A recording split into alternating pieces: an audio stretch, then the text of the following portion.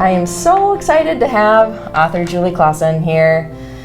Julie, you're awesome. Thank you, Raina. Thanks for talking to me again. I figured you'd be getting sick of me by now, so. Not yet. Well, good. It's my pleasure. Good. So I have some really hard-hitting questions for Julie today. They're tough. Okay? All right. Ready. So, here's something that I've wondered when I'm reading. Lots of questions go through my brain when I'm reading books. Okay. All right. So, do authors have like some sort of a word code that you guys use?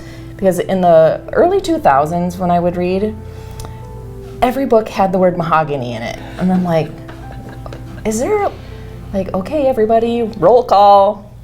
You know, it's 2001, everyone used mahogany. And now the word is eschew? How do you say that? Eschew, yeah, that's Eschew. right. So, which means to kind of avoid, or I'm going to not look at that. I eschew, whatever yeah, I didn't even know what it meant. Yeah, going to scorn convention. I eschew it. I love that word. Thanks for asking me about that word.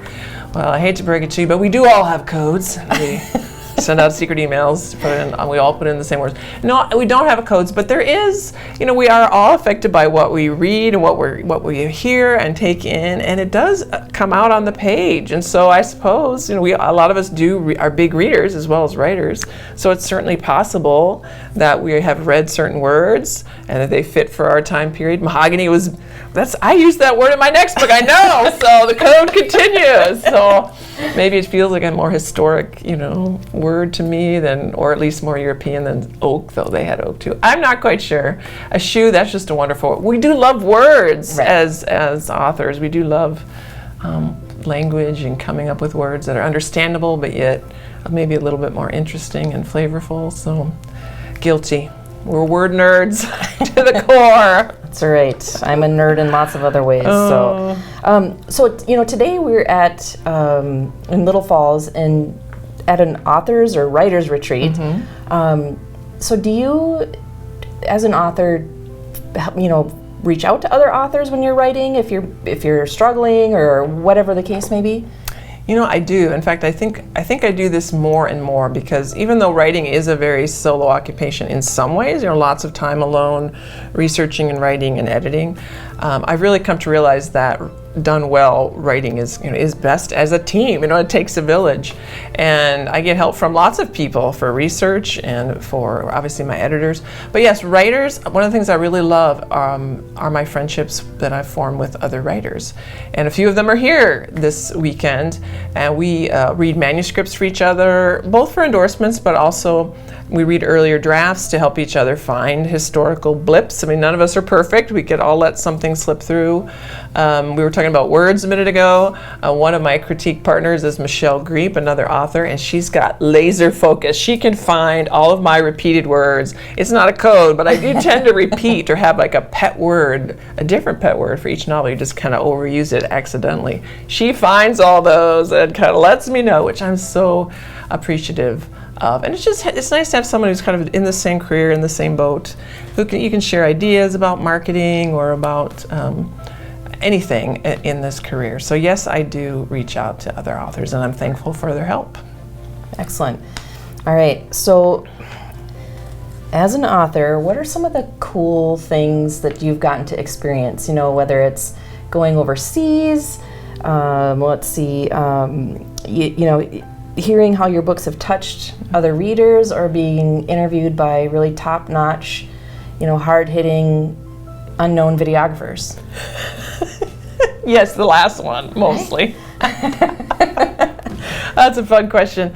This career has had many unexpected blessings, and I like all of the above. I've loved being able to travel to England to do the research. If I had to pick one really highlight right now, it has been that my books have been translated into several different languages, and I've also been able to travel to Germany and the Netherlands on a little book tour where, going around to several cities for a week or so, and actually having to give book talks through a translator because many of the people there Many do speak English, but enough didn't that they felt they should use a translator.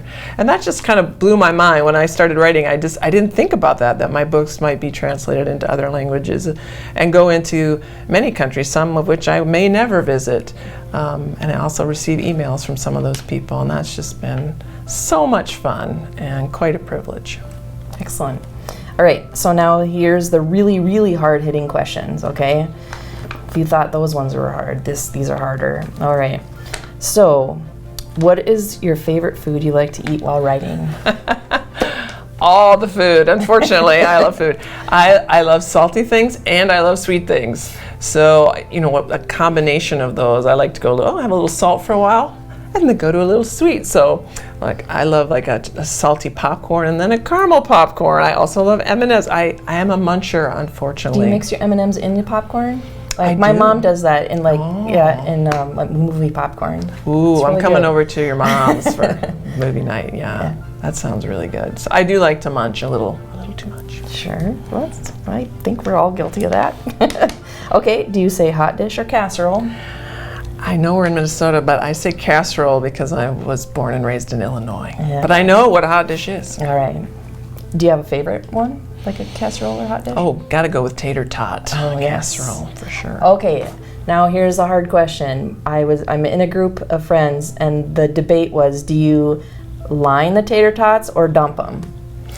Line. I'm a dumper. Really? Yes. I love a crispy tater tot. And if they're all jumbled together, I don't think they get as crispy. That's just my theory. Yes, my husband would agree with you, yes. So I think I am going to become a liner just for him, so.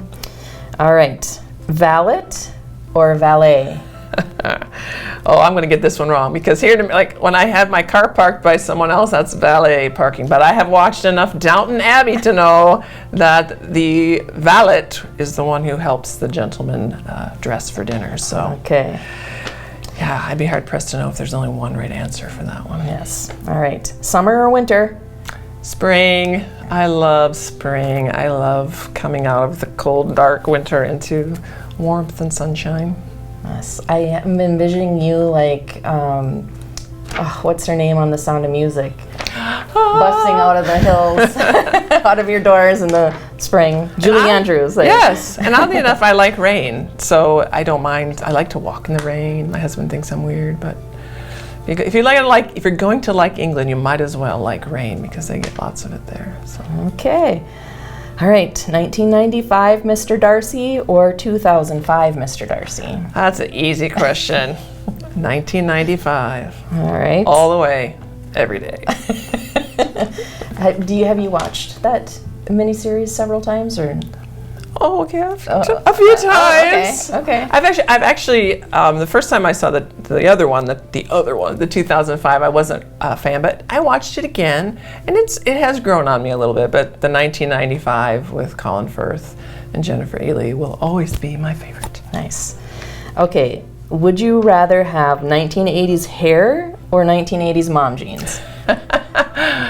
Well, a humid day like today, I'm going to go for the 1980, the big hair with lots of hairspray. That's what I'm going to go for. Yeah, I kind of feel like I'm there with the frizz and humid. All right, Windows or Mac? I just use your basic PC, Windows-based Okay. PC. Times New Roman or Helvetica font? Times New Roman, 12 point, all day. All right. Okay, so thank you for answering my hard-hitting questions. My pleasure. But I did want to talk about your books. Okay, so what have you got coming up? Well, I'm excited about this next book, and I just finished the final galleys, which are the final proofs. They're all typeset, just how they'll look in the printed book. My last chance to double-check everything, hopefully make only a few changes. I'm waiting for a character named Raina in there. Now, you're going to have to wait a little longer. We were close with your last book. There was a Cana in there. Cana, that was close. That was a Cornish name, but you can't get those galleys back. Darn it. No, I'm afraid not. It's okay. Too late, Raina. So this is my next book. It's called Shadows of Swanford Abbey. It's a murder mystery set in an old medieval abbey that's become a grand hotel in England. It was a lot of fun to write. A little Agatha Christie meets Jane Austen. So that will come out in December. Yay. I hope you enjoy it. I hope you enjoy it. Yes, super. Well, thank you so much for taking some time out of your day today on your retreat and talking with me and the viewers. And it's always a pleasure to see you. So I agree. Same to you, Rena. Thank you.